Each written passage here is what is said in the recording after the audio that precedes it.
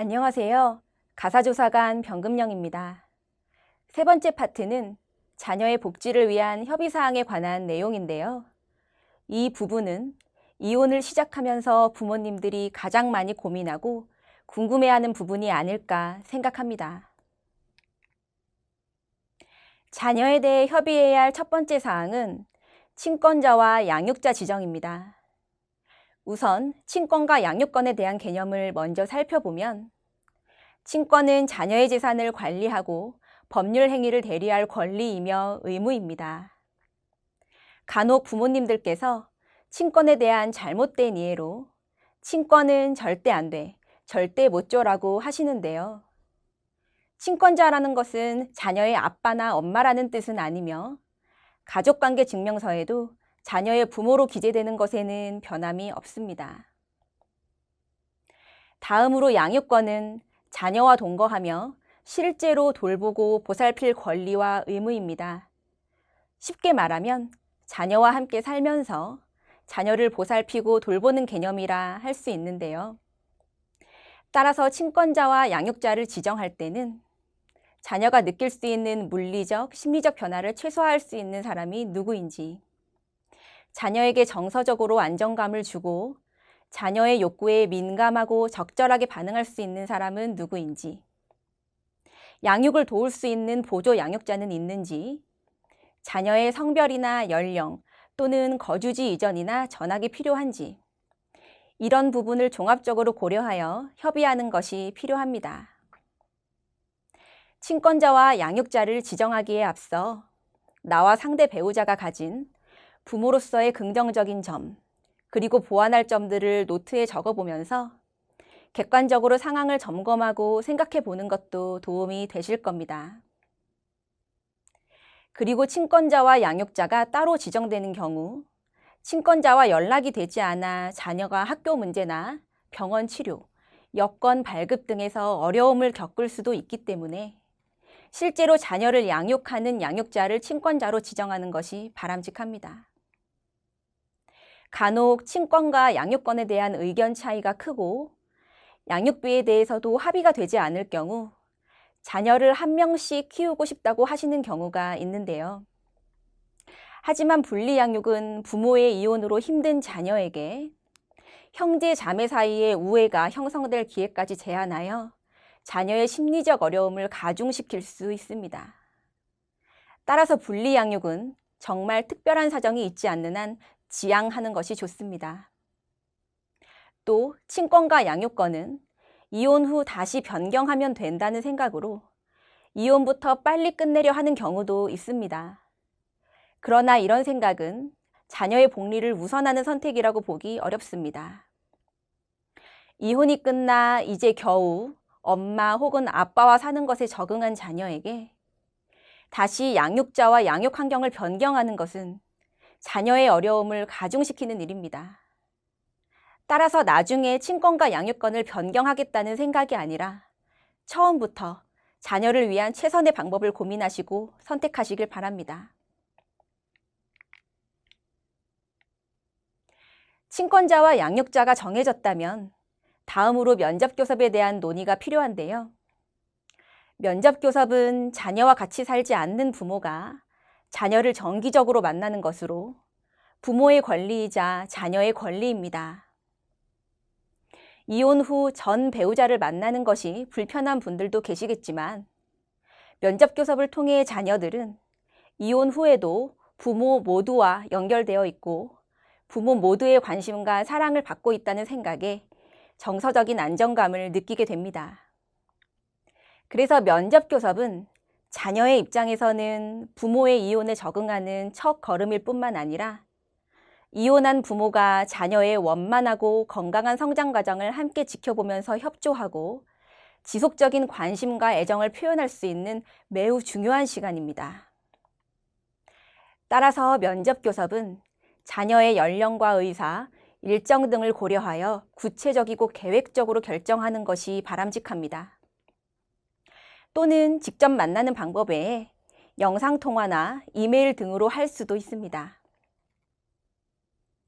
면접교섭 일정을 구체적이고 계획적으로 정해야 하는 이유는 부모와 자녀 모두 면접 교섭 전에 마음의 준비를 하고 미리 자신의 일정을 조율하여 불필요한 갈등을 줄일 수 있기 때문입니다.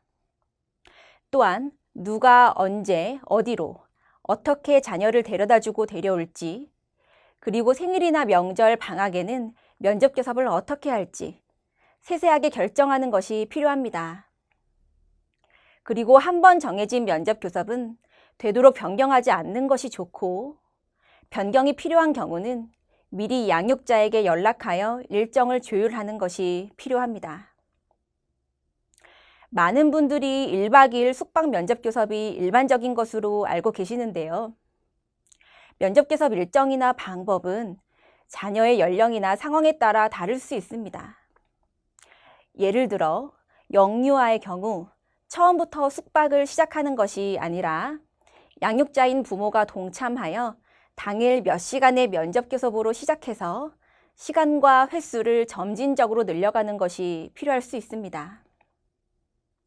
간혹 부모님들께서 자녀가 면접 교섭을 거부한다고 보고하거나 실제로 자녀가 부모를 만나지 않겠다고 우는 경우도 있습니다. 하지만 면접 교섭이 진행되면 언제 그랬냐는 듯 잘 놀기도 합니다. 따라서 자녀가 면접 교섭을 거부한다면 그 이유가 무엇인지 먼저 살피실 필요가 있습니다. 예컨대 양육자인 부모가 면접 교섭 전에 우울해하는 모습을 보이거나 자녀에게 면접 교섭 때 어땠는지 꼬치꼬치 묻거나 혹은 보조 양육자인 할머니나 할아버지께서 따로 사는 부모에 대한 부정적인 이야기를 하고 계시지는 않는지 살펴볼 필요가 있습니다. 이럴 경우 자녀는 양육자인 부모에 대한 충성심을 면접 교섭에 대한 거부로 표현할 수 있기 때문입니다. 또한 부모님들이 만나는 시간을 지키지 않아 자녀 앞에서 다투는 모습을 보이는 경우도 있는데요. 이럴 때 부모님들께서는 상대방의 마음을 먼저 인정해 주실 수 있는 여유를 가져주시기를 부탁드립니다. 면접 교섭 시간에 맞추기 위해 아침부터 어린 자녀를 준비시키느라 얼마나 바빴을지, 오랜만에 만나는 부모를 기다리는 자녀의 마음은 어떨지, 차가 밀려 약속에 늦는 부모의 마음은 어떨지를 먼저 생각한다면 자녀 앞에서 다투는 일이 줄어들지 않을까 싶습니다. 법원에서는 원활한 면접 교섭 진행을 위해 양육수첩을 제작하여 배포하고 있습니다. 만약 양육수첩이 없다면 일반 노트를 활용하셔도 되는데요. 양육수첩은 자녀의 일상을 상대방과 나눔으로써 자녀가 같이 살지 않는 부모가 자녀의 일상을 알 수 있도록 하고 질병이나 약 복용과 같은 자녀에 대한 정보를 공유하기 위해 작성하는 겁니다. 요즘 SNS를 하는 부모님들이 많이 있으실 텐데요. SNS를 활용하여 자녀의 일상을 공유해 주는 것도 양육수첩과 같은 역할을 할 수 있습니다. 자녀가 학교에서 발표회를 했거나 상을 받았을 경우 또는 자녀의 일상생활을 양육자가 동영상이나 사진으로 공유해 준다면 따로 사는 부모는 자녀와 만났을 때 자녀의 일상을 잘 알기 때문에 더 풍성한 이야기로 자녀와의 시간을 보낼 수 있을 겁니다. 또한 면접 교섭은 특별한 선물이나 이벤트 같은 것들로 채우기보다는 자녀의 일상적인 흐름이 깨지지 않도록 하면서 기본적인 양육 활동을 함께 한다고 생각하는 것이 가장 중요합니다. 아직 어떻게 면접 교섭을 하는 게 좋을지 고민 중이신 분들은 네이버나 다음과 같은 포털 사이트에 대법원 부모 홈페이지를 검색한 후 면접 교섭 동영상을 시청해 보시는 것도 추천을 드립니다. 친권자와 양육자가 정해지고 면접 교섭까지 정해졌다면 다음으로 양육비에 대해서 논의가 필요합니다. 양육비 지급은 자녀를 양육할 부모의 의무로서 이혼 후에는 물론 이혼 소송 중 별거 시에도 반드시 지급해야 합니다. 면접교섭이 자녀를 위한 정서적 지원이라면 양육비는 경제적 지원의 의미를 가지고 있습니다. 양육비는 이혼 후에도 자녀의 생활 수준을 안정적으로 유지하기 위한 것이기 때문에 따로 사는 부모는 이혼 후에도 자녀의 안정적인 적응을 위해 양육비를 꾸준하고 성실하게 지급해야 할 의무가 있습니다.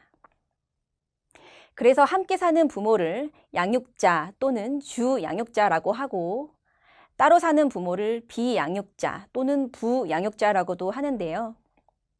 자녀를 주로 양육하는 부모와 양육을 돕는 부모라는 뜻입니다.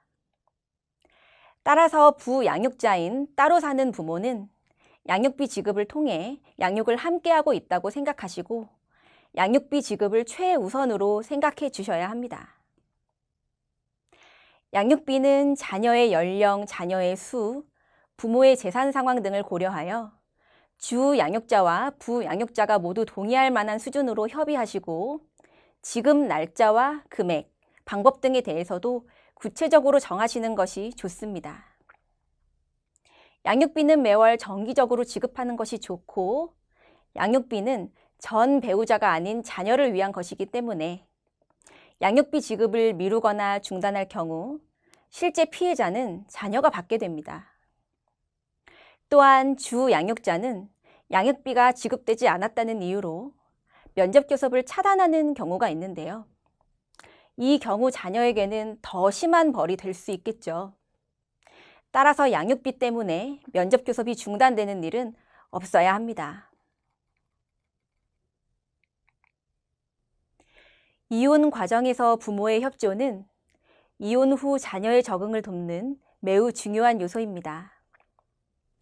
부모님들께서는 자녀의 원만한 성장을 위해 이혼 과정에서 치열한 법적 싸움보다는 원만한 협의를 통해 해결 방법을 찾으셨으면 합니다. 이혼이 장기화되고 치열할수록 이혼 후에도 지속적인 갈등을 초래할 수 있는데요. 따라서 아직 이혼 중인 부모님들께서는 양육 관련 도서 등을 참고하셔서 어떻게 하면 자녀의 문제를 원만하게 해결할 수 있을지 깊이 생각하고 고민해 보시면 좋겠습니다. 부모님의 노력으로 자녀가 부모 모두와 친밀하면 자녀를 이혼의 충격이나 상처로부터 빨리 회복하도록 도울 수 있고 자녀의 건강한 정서 발달에도 도움이 됩니다. 또한 부모가 자녀의 롤 모델이 되어줌으로써 대인관계의 어려움에 빠지지 않도록 도울 수 있고 자녀가 충성 갈등이나 죄책감을 덜 느끼도록 할 수 있습니다. 나아가 부모를 잃었다는 상실감과 버림받았다는 느낌을 최소화할 수 있습니다.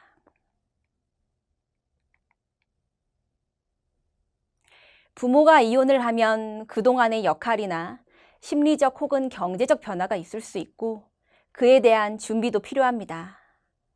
따라서 이혼 후 부부관계는 끝나지만 부모로서의 역할은 계속되어야 한다는 것을 기억해 주시고 서로 협조적인 관계를 유지하면서 자녀에게 든든하게 기댈 수 있는 멋진 부모가 되어주시면 좋겠습니다. 지금까지 자녀 양육 안내 교육 영상을 시청해 주셔서 감사합니다.